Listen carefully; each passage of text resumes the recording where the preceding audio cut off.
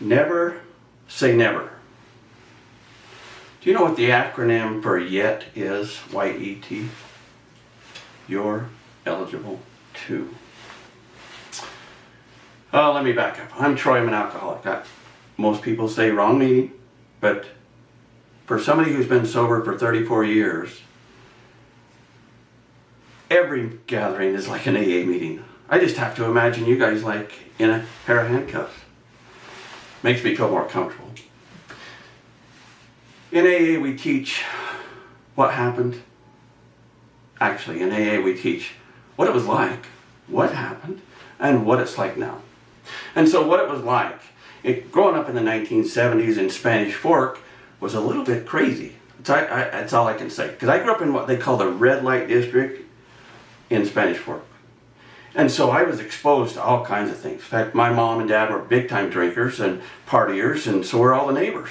And so the neighbor kids would babysit the smaller kids, which wasn't a good idea.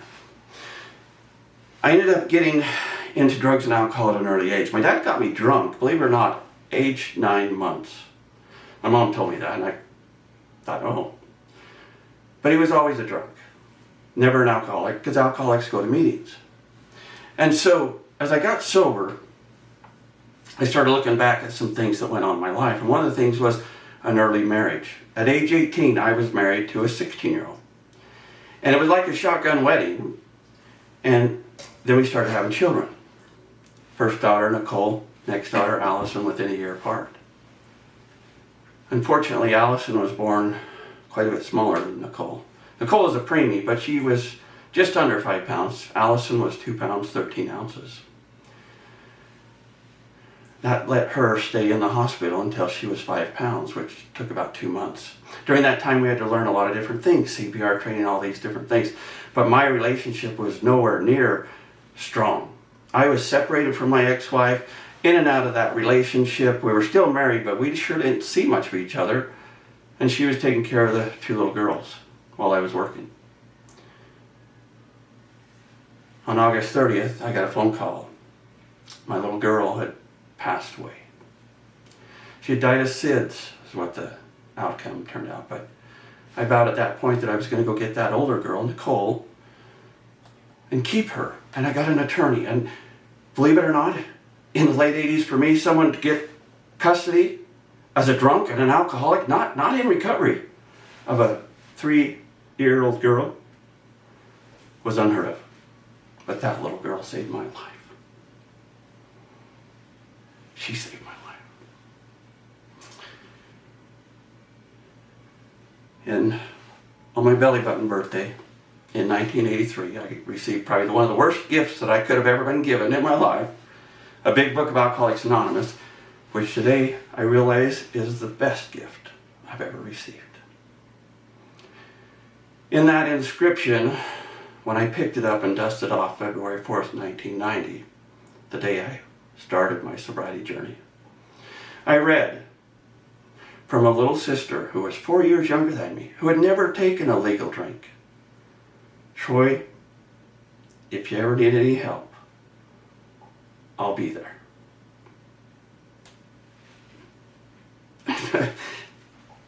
I needed help. I needed a lot of help. And so my first AA meeting, I felt loved. I felt like my family. I heard from experiences of people that I never knew, that I identified with. And it was in these meetings that I met my wife. One day she comes walking in. You know, in AA we always say it's the attraction rather than promotion. Well, she was very attractive. And I thought to myself, man, she looks like my third wife. So after we got to know each other, I didn't spring that on her yet, but I found out she was already married. And so, come to find out, the guy she was married to was still, or was in prison, in and out. So that was kind of problematic. I'm like, oh no, I'm going to deal with some tough guy. So when she brought him there to the AA meeting about 3-4 months later, she came in with him, and I'm like, man, you can do better than that. Because I was thinking of me. It's like my sponsor said, I may not be much, but that's all I think about. And so when I did address her and I said, honey, Well, I didn't say it that way, but I said, "You look like my third wife." And she says, "My goodness, how many you had?" And I said 2. But that was about the time her ex-husband went back to prison. And her divorce finalized. My relationship separated and we became one in 1994. From that point on, our recovery continued.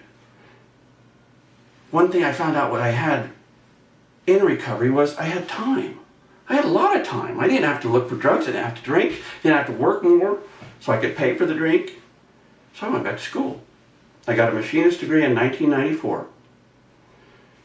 Went out and started my own business, AA Machine and Welding. AA, yeah. Still thinking about it. And then in 2014, I got an engineering degree. 20 years later, I love school. And now, 2024, I'm going to graduate with a master's in technical writing and digital rhetoric. That's what it's like now. No, I'm not super rich and I'm not got all my toys and all that stuff, but I am comfortable and I have sufficient for my needs.